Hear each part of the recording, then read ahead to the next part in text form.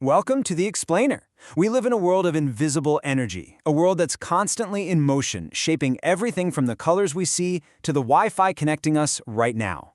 Today, we're going to pull back the curtain on this hidden reality. We are talking about waves. So here's what we've got on deck. We're going to start with the absolute basics, then build up to how waves interact. After that, we'll take a closer look at sound, and then we'll zoom way out to see the incredible impact waves have on our modern world. Okay, let's start with something super familiar, an image almost everyone has seen. You toss a little pebble into some still water, and boom, these perfect circles just spread outwards. It seems so simple, right? But it actually holds the fundamental secret to what a wave truly is. Now, it totally looks like the water itself is racing away from the splash. But think about this. If you were to put a tiny leaf on the surface, you'd see it just bobs up and down right in the same spot.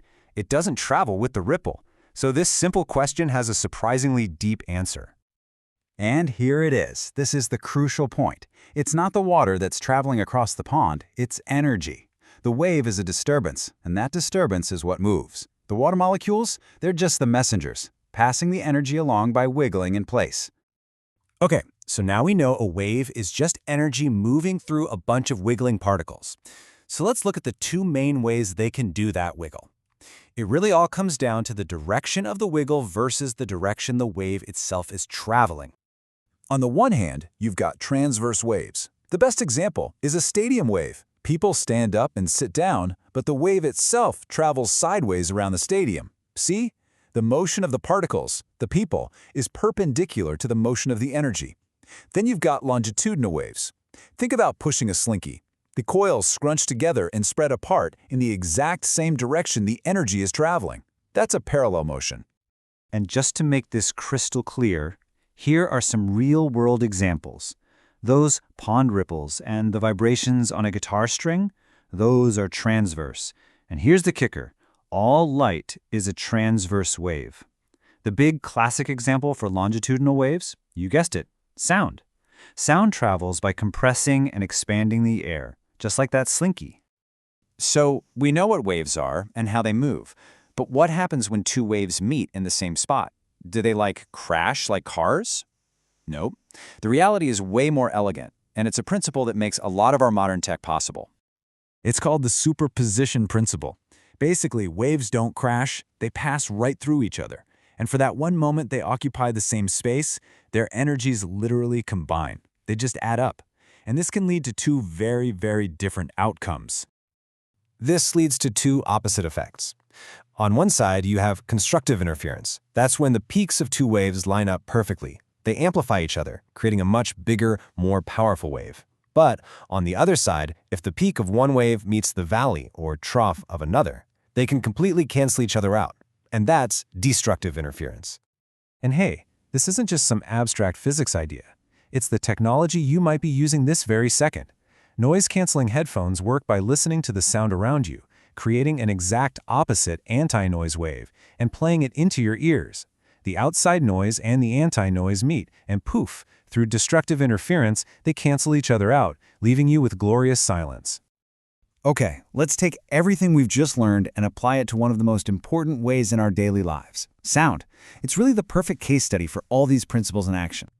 So, to recap, sound is a longitudinal wave. It travels by creating these little areas of high pressure, which we call compressions, and low pressure, called rarefactions, in a medium. And that last part is so important. It requires a medium. This is why in space, there's no sound. Sorry, sci-fi movies. No air, no particles to vibrate, no sound. Simple as that. Now, let's clear up a common mix-up. Frequency is the physical reality of a sound wave. We can measure it. It's how many times the wave vibrates per second in a unit called hertz. Pitch, though, is purely psychological. It's just how our brain perceives that frequency. So a high-frequency wave gets interpreted by our ears as a high-pitched sound. One is physics, the other is all in your head. And it's the exact same kind of distinction for how powerful a sound is. Intensity is the raw physical energy the wave carries, something we can measure. Loudness, on the other hand, is our subjective experience of that power. Our hearing works on a logarithmic scale, which is why we use decibels. It just means a sound that's 10 times more intense doesn't sound 10 times louder to us. It's our brain's clever way of handling a huge range of sound energies without getting overwhelmed. I absolutely guarantee you have experienced this next concept, even if you didn't know its fancy name. It happens anytime a source of sound is moving, and you're not. It's that classic meow sound of a passing siren. As the ambulance rushes towards you, it's basically catching up to its own sound waves, squishing them together. This compression increases the wave's frequency, and our brain hears that as a higher pitch. But the moment it passes, it starts outrunning its waves, stretching them out behind it. This lowers the frequency, and we hear the pitch drop. That, right there, is the Doppler effect. All right, now for the grand finale. Let's connect all of this to the world around us.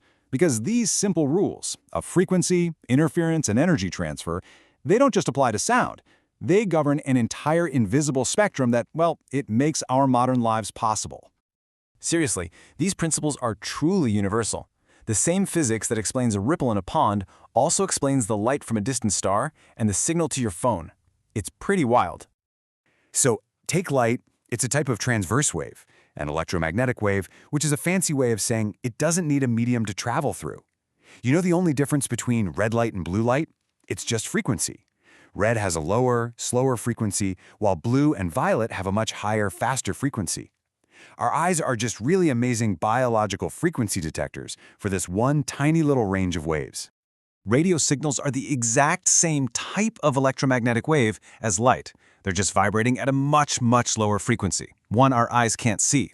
By cleverly tweaking these waves, we can encode information onto them, whether it's music or talk radio, and just broadcast it through the air to a receiver.